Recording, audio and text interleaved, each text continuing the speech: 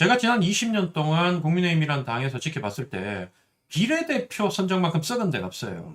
그거는 권력자들이 이미 딱 줄 세워서 장애인 표까지 뭐 예를 들면 유명한 표까지 다 나눠 먹고 마지막에 이건 내각제 세력이나 개혁 세력이나 모든 거의 악의 근원은 이제 소선거 후대라는 건 이상하게 똑같이 딱 한 지역구에서 한 명씩 뽑으니까 양당이 그냥 딱 붙어가지고 아 그렇지 그거는 바꿔야 돼. 어떤 쓰레기가 나오든 그냥 이놈 찍는 거야. 이렇게 돼버리니까 이게 한 87년부터 소선거제가 됐거든요.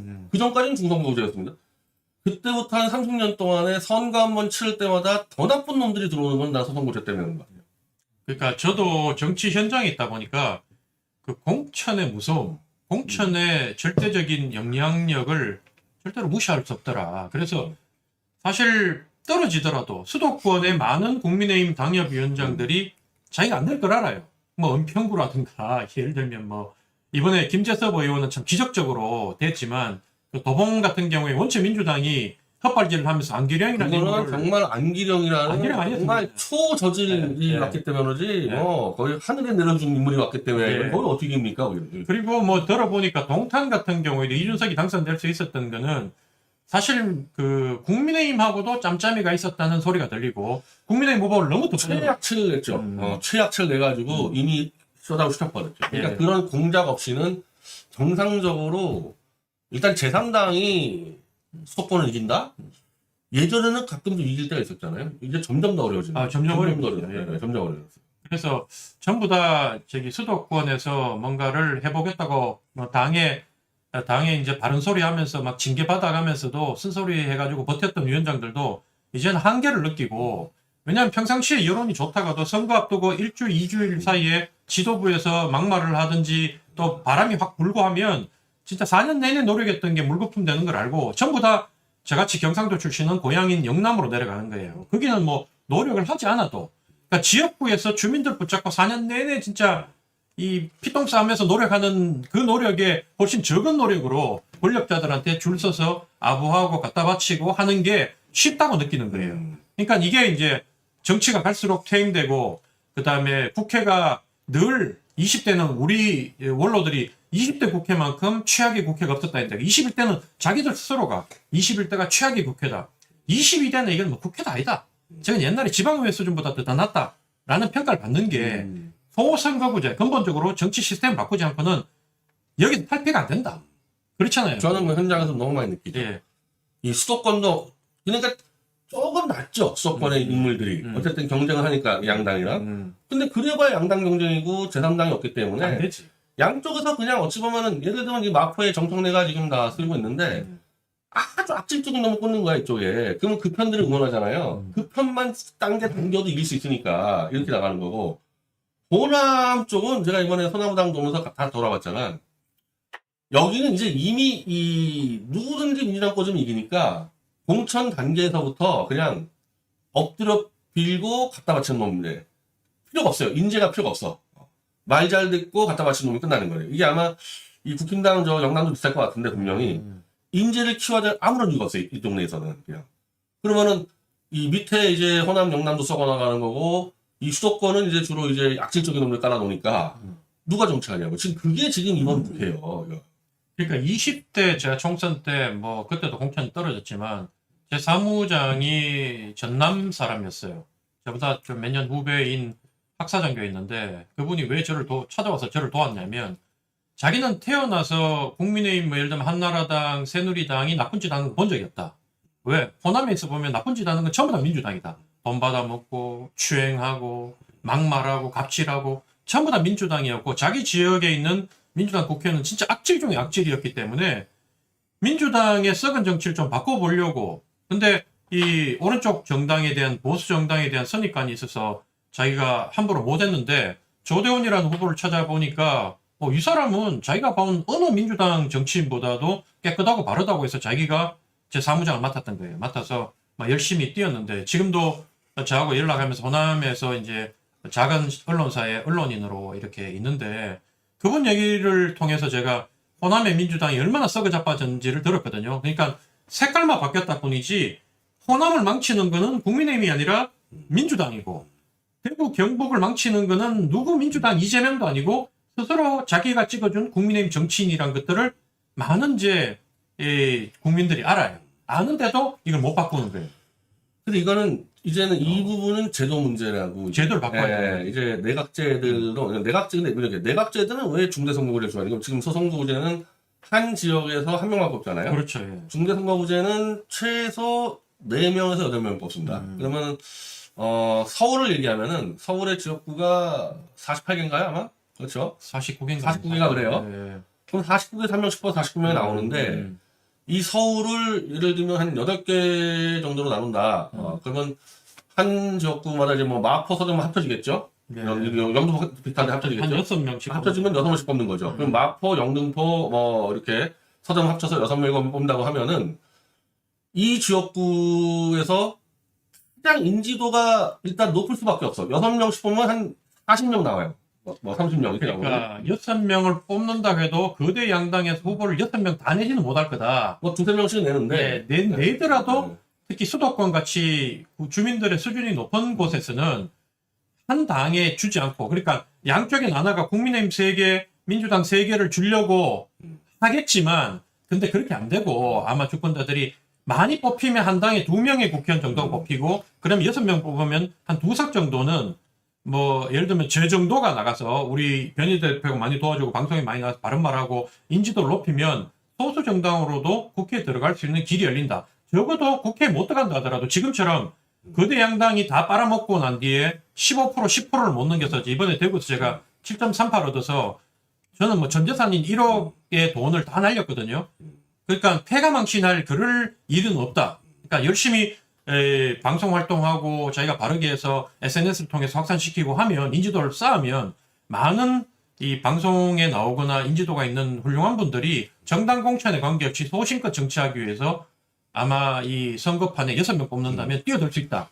그 길을 열어주는 거지. 그러니까 이제 우리가 여러분들 지금 아마 뭐 구청장 선거 들어가면 아마 모르는 사람들 다 볼 거예요. 그럼 예. 당만 보고 찍잖아요. 당나 보고 찍지. 근데 여기는 한 30명이 나오는데 6명 뽑아. 그러면 이제 당에서도 나오지만 당 하나 누구 찍더라도 또 너희 뽑히니까 야 우리 당 어차피 뽑히겠어. 그럼 누가 알아보자 했을 때 일단은 인지도가 있어야 돼. 누군지 알아야 될 거 아닙니까? 10명 중에서. 그래서 인지도가 가장 중요하게 되는데 그 인지도를 자신하는 사람들이 노땅들. 손학규, 뭐 이낙연, 박지원, 뭐 이재호. 일단 우리가 누군지는 알잖아. 그러니까 이런 사람들이 원하는 거고 우리 같은 또 이제 개혁파들. 우리 개혁파들은 막 유튜브 나서 떠들고 지역을 관리하는 게 아니라 국가 이슈를 다루잖아요. 그러니까 예전에는 전부 다 이게 총선 그러면 지역구 양로원 다니고 막 이런 데 가는데 요즘 유튜브 시대에 양로원 다니기 전에 더 국가적인 문제를 이슈화시키고 이래야 되는 거 아니겠어요? 그러니까 그런 젊은 개혁가들한테도 더 유리하고 양쪽 다 유리한 거야. 노땅들도 그렇고 정도. 그렇게 되면 저는 비례대표 제도도 없어져야 된다 보는 게 사실은 비례대표를 제가 없애는 거에 대해서 그동안은 반대를 해왔거든요. 왜냐하면 이 소수자들이라든가 약자들, 사회 취약계층들이 국회로 들어갈 수 있는 길이 없다 보니까 좀 이 비례대표를 통해서 국회 소수의 목소리가 반영될 수 있도록 성자 독식 구도가 되지 않도록 만들어야 된다라고 생각했는데 제가 지난 20년 동안 국민의힘이라는 당에서 지켜봤을 때 비례대표 선정만큼 썩은 데가 없어요. 그거는 권력자들이 이미 딱 줄 세워서 장애인 표까지 뭐 예를 들면 유명한 표까지 다 나눠 먹고 마지막에 자기들이 갖고 와가지고 순번 정도 조정하는 거지. 그렇게 할 것 같으면 제가 늘 그러지만 왜 비례대표 많은 사람 수백 명한테 심사 본다고. 진짜 나쁜 놈들이 그 심사 본다고 500만 원씩 받잖아요. 300만 원인가 300만 원 받잖아요. 전화를 해요. 이놈들이 딱 30명 뽑아놓고 전화해. 한번 넣어보라고. 그럼 막 부랴부랴 500만 원 넣잖아요. 그 500만 원 먹는 거야, 그 당이. 그렇지. 그렇게 해서 심사비를 받아가지고 특히 사무처 이런데 그 선거 기간에는 자기들이 당연히 봉급받고 바쁠 때는 우리가 군인들도 전쟁이 일어나거나 바쁘고 훈련도 한다고 해서 우리가 특수수당을 더 받는 게 아니거든요. 근데 사무처 직원들이나 이런 거대 양당은 그걸 통해서 수당을 더 받고 돈잔치를 한다는 거예요, 전부 다. 룸사롱 갑니다, 그 돈 가지고. 내가 옛날엔 과거에 그랬다고 들었어요. 최근은 그런 걸 알고. 룸사롱 갑니다, 그 돈 가지고. 그래서 내가 이런 얘기를 얘기하면 그 내부 사무처 직원들에 대한 영업 비밀을 당시에 그 당에 소속돼 있으면서 얘기를 하면 정말 이거 왕따 당해가지고 나중에 그 당에서 권력자들은 지킨 것보다 사무처 직원한테 지키면 더 이상 정치를 못 한다고 하던데 그러니까 이 작은 정당 개혁신당에 와서도 보니까 그 사무처 직원들의 갑질이란 게 우리같이 작은 정당에서는 허나같이 힘없는 정치인은 사무처 직원이 이번 날려버린 거거든요. 사무처 직원들이 성명서 몇 번 내면서 거짓말로 성명서 내면서 그걸 날려버린 건데 내가 그걸 보면서 아 이거 정말로 이 얼마나 국민들을 속여가면서 비례대표제를 운영하면서 거기에 따라서 나쁜 짓을 많이 했는지 제가 정말 20년 세월을 통해서 제가 경험해 봤기 때문에 선거제도를 바꾸면서 비례대표 제도도 없애야 된다. 저는 그 생각이 듭니다. 만약에 중대선거구제가요, 이제 제가 수도권 설명드렸는데, 이게 영호남으로 가면요, 진짜 더 필요한 게, 이번에 제가 최대주 회장을 도와서 목포로 들어가지 않았습니까? 진짜 진짜 개혁하고, 정말 이제 청렴하고, 재산이 마이너스고, 안 되는 거야. 진짜. 절대 안 되는 거야. 민주당 후보가 70% 이기는데, 이게 중대선거구제 되면은 전남이, 민주당이 아마, 전남이 12석이라 그러면은, 동서로 딱 자르는 거죠. 6개, 6개. 그러면은, 동부, 서부 이렇게 다 뛰면요. 아무리 이 토들을 다 찍더라도 한두 개 정도는 그래도 기업화 가져갈 수 있는 거예요. 그 한두 명을 확보할 수 있는 방안인 거예요, 사실. 아니, 만약에 그렇게 된다면 저도 천하람이는 쇼를 하기 위해서 사실은 순천으로 갔거든요. 제가 왜 이렇게 얘기하냐면 천하람 거짓말하면 고소해 나를. 천하람이 예전에 제가 국민의힘에서 전당대회 나가서 호남에서 연설을 할 때 제가 그런 얘기를 했어요. 막 연설을 5분을 하는데 하고 났는데 갑자기 너무 빨리 말을 해가지고 시간이 한 30초 빈 거예요. 10초만 비었다면 제가 그냥 적당하게 끊고 나왔을 건데 30초가 시간이 비다 보니까 이거 뭐 어쩔 줄 몰라서 제가 갑자기 천하람 의원이 당시에 이제 당협위원장이 사회를 봤거든요. 그래서 제가 천하람을 향해서 우리 천하람 위원장 대구 경북에서 태어나서 교육받고 호남으로 와서 정치적 고향을 옮겨서 여기서 열심히 활동해서 이 지역에서 이 국민의힘 사람으로 국회의원 당선되고 앞으로 대통령도 꿈꾸는 그런 지역주의가 타파되고 정말 젊은 정치인들이 지역에 관계없이 꿈을 꾸는 이런 세상을 나도 꿈꾼다. 꼭 대통령 되라 이렇게 덕담했다고. 그러니까 천하람이 나중에 저한테 그때 당시에 내가 정확하게 기억하는 게 변봉환 위원장하고 밥을 먹고 있는데 전화가 왔더라고. 고맙다고 선배님 그거 그럴 때. 그래서 제가 뭐라 했냐면 떠본다고. 우리 천 위원장도 호남에서 그렇게 하다가 인지도 많이 높여가지고 나중에는 비례대표를 받든지 또 호남목으로 장관도 되고 해야죠. 그러니까 천하람이 나는 기대했던 대답이 무슨 말씀입니까? 저는 호남에서 뼈를 묻을 거고 지역구도 타협하고 정말 젊기 때문에 끝까지 도전하면서 여기서 꼭 내가 당선될 겁니다. 라고 얘기했다면 정말 노무현과 같이 이 사람 대통령 감으로 봤을 건데 천하람이 하는 말이 그럼요. 저도 그 생각하고 있다고.